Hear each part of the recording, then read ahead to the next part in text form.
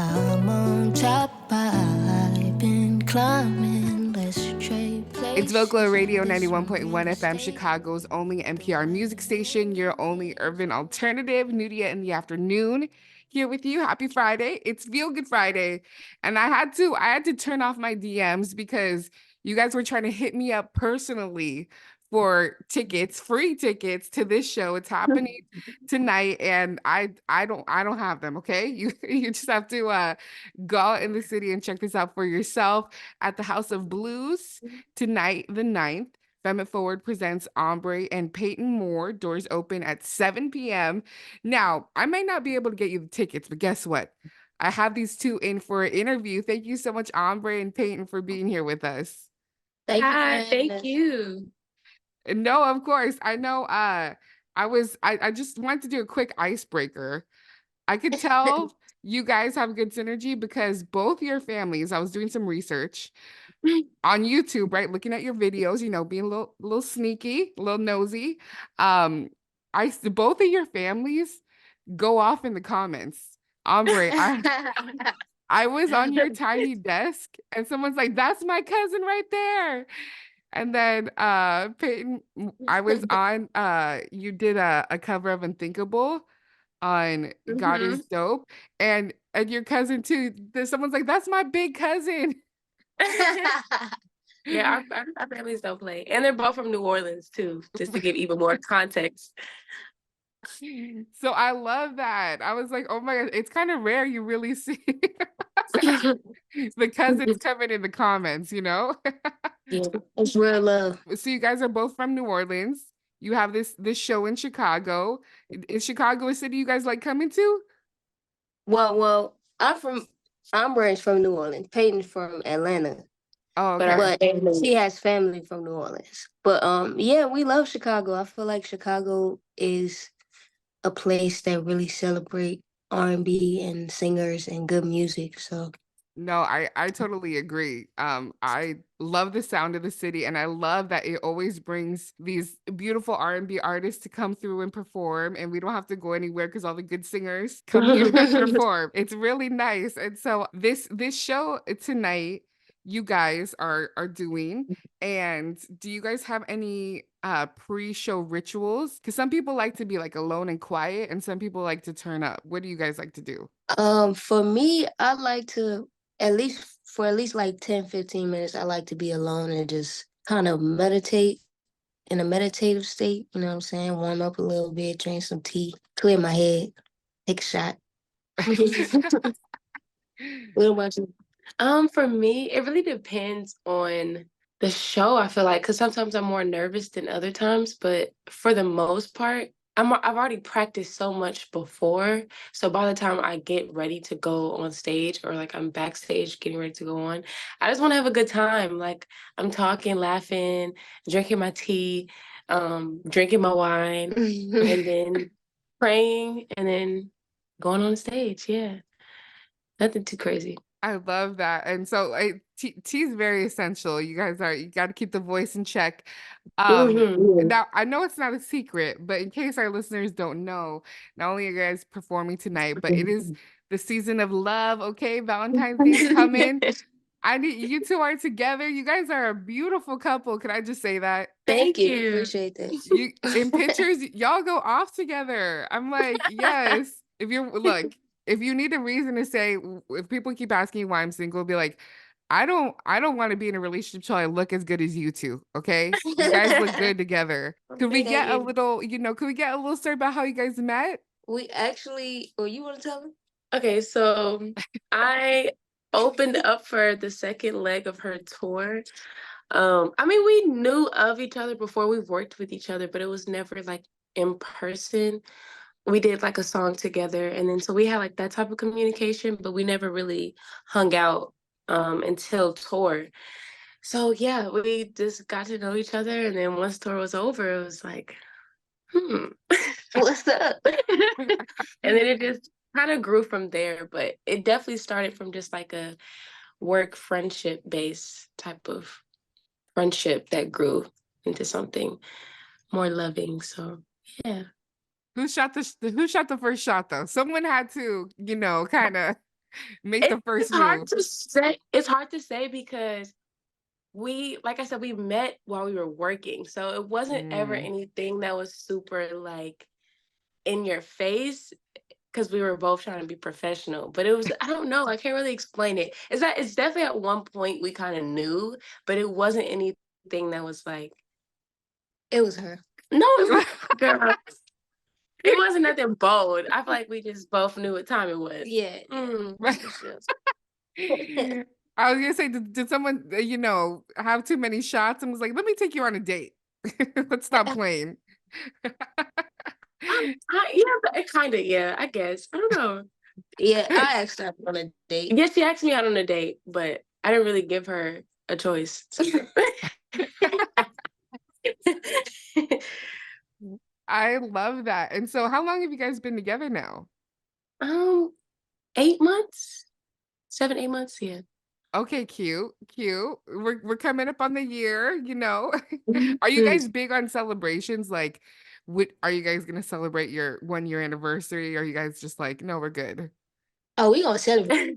We're big on celebrating each other together and separately in every single way that we possibly can. So, absolutely. I love that. And do you guys have any plans for Valentine's Day? I know you guys are on the road right now. Yeah, so Peyton actually has a show on Valentine's Day. So Yeah.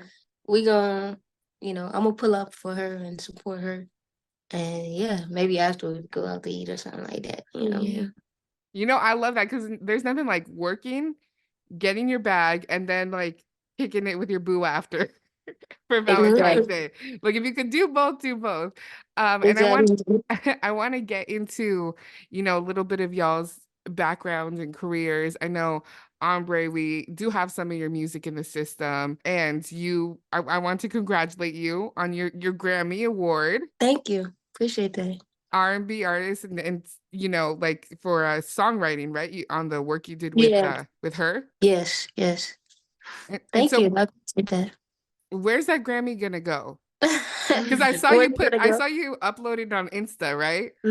Right now, one of my best friend has it, John Doe. So I moved from LA, and yeah, she's just holding on to it for me.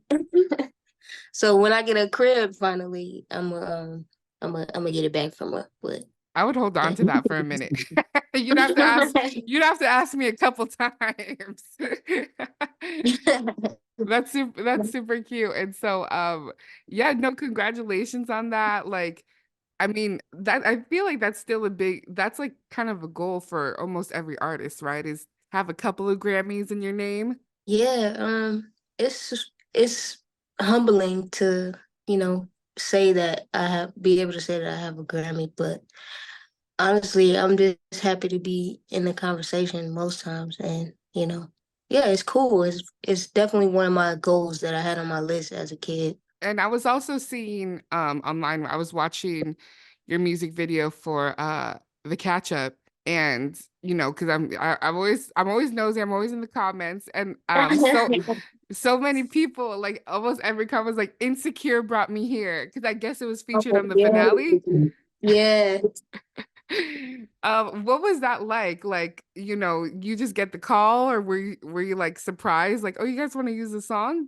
I don't think I was surprised because I had went to like some camps for Insecure, like they do like music writing camps to get a chance to like write music for the shows or whatever. Oh, wow. So they had already like had some of my music, so I wasn't shocked, but I was definitely excited. Oh, wow, that is so cool. Yeah, no, because I thought it was so funny to see just like all the Insecure comments. And like when that airs, does your phone blow up? Do you start getting texts and DMs from everyone like, oh my gosh, it's your song? I definitely get some texts like, oh my gosh, are you get someone on TV? So it was a big deal, especially at that time. Like everybody was watching Insecure. And then you also did Tiny Desk for us for NPR Music in New York. What was that like? I want to know, is that space really tiny when you're in there? Is it small in real life? It's so small. It's almost like it's like singing in like Silent Library. Do you remember that show that used to come on MTV? Like it's No, like I you gotta never be watched it. available. It's like they turn the mix up in the video, but like in real life, everyone is playing super, super, super quiet and sing like, it's just but it's fun. It's very intimate and it is a real desk and it's really tiny. Because you kind of had you had some background singers, you had like a couple of band members, you actually had like a whole piece behind you. Yeah, that was fun. No, it was really cool to see that. And when you see it has hundreds and thousands of views, did you feel like it was kind of like it kind of like skyrocketed a little bit on the socials and your fan base? I don't know. I don't really pay attention too much to the numbers and stuff like that, but I definitely got a lot of cool comments like on my Instagram and everything. But also like I've been getting, I'll go out to like a party or something or like a show and people will stop me and be like, "Oh, I saw your tiny desk. It was really good." So I guess it made it rounds. I love it. And I love that you're so you're so cool that it's probably like, oh, it's all good. Peyton, going over to you. I did want to ask this because I saw online you used to be part of a girl group, right? Yeah. We Are Charmed. Like, what is the dynamic of like being a group to being a solo artist? Okay, so I got in the group when I was super young. So I was like 13 and Oh it my kind gosh, of that just is kept, so young. yeah, I was like very young and it just catapulted me into like a whole different world, I feel like. So I was like growing up just as a preteen, but then like being surrounded by four other girls who are also growing and yeah, just learning about the music industry like on a whole different scale. So it was great, like from my upbringing, just like my fundamentals, but being around other girls too, it's fun, but it was a lot, but like in a good way. I feel like I learned a lot about myself and just finding myself within a group is like a whole nother challenge too. So when I did decide to take the step of being a solo artist, I feel like it made it easier versus just coming out as a solo artist and like trying to find my sound there. I already had like practice in that. That's crazy because yeah, I was gonna say at 13, I'm trying to remember when I was 13. You have no clue who you are yet, right? Like you have you're still so do you feel like that was kind of like a high school experience? You have to learn how to like work well with others and compromise and all those things like you don't know how to do as a kid. Yeah, yeah. It was a weird experience. Like looking back on it, it blows my mind. But as I was like in it, I was just like, oh, this is so cool. I get to sing all the time and go to the studio. But like looking back, like I couldn't imagine like my 14-year-old little sister being in a girl group and it being what it was. Cause it was mainly like in Atlanta and that's where I grew up. So a lot of people knew of us in Atlanta. So just going places at 13, 14 and people recognizing you that young, it was, I don't know, so weird. But so cool though to experience. So from that, you said you kind of found like your sound and your path a little bit. And so when you became a solo artist, did you immediately, would you say you're like, okay, I kind of want to do like R&B, like love, like who was your inspiration? Like what artist did you kind of want to be like? Yeah, I still wanted to do R&B. That's the only thing I really love to sing, honestly. But my inspiration, Brandy, Usher, who else around that time? I mean, shout Who out was to that? Usher. He's doing the Super Bowl now, Oh my so God. I am probably the biggest Usher fan. Okay. I know we But all have to watch this weekend now. absolutely, I will be in attendance. But yeah, I mean, really just the classics at that time. I feel like R&B around then. It was cool, but like my main focus was just on like my favorite artists that I grew up listening to. Yeah, like Tamia, Alicia Keys, Brandy, Usher. Yeah. Yeah, I was gonna say, speaking of Alicia Keys, this I mentioned it earlier, but the performance you did of Unthinkable on God is Dope's YouTube page. It's so beautiful. Oh Oh, my thank you. gosh.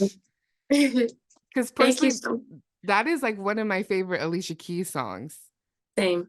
And I was just like, oh my gosh, the feels. So Thank you. if you're listening to this, you definitely need to head over to YouTube, and that's something you need to check out because you killed it. 10 out of 10. Oh, thank you so much. Now I have to ask, you two are a couple and you guys both could sing. Could we expect anything together? Or do you guys want to keep it separate? Like in the future, could we expect any like tracks with, Ambré and Payton? I think so. Maybe so, maybe not. Have you guys ever tried to work on something together? It's kind of inevitable for us to both be artists and be so close and not work together. So, yeah. I love that. Well, in the meantime, you guys are touring together. We love to see it. Great artists, in love. And in Chicago tonight again, the House of Blues. Doors open at doors open at 7. You already heard them, a little shots before the show, a little meditation, a little wine, and it sounds like it's going to be a good time. And look, if you didn't come to the show in love, I feel like after y'all's performances, people are going to either want to be in love or find love at the show. Definitely. Mhm. Come with your boo, with your prospect. With your ex, either way, Oh, we're gonna have a great time. I like that you said prospect. That's a good word for it. Well, thank you so much, Ambré and Payton, and good luck at the show tonight. Thank you. But I love when you call me baby. Love when you call me baby. Love when you call me baby. Love when you call me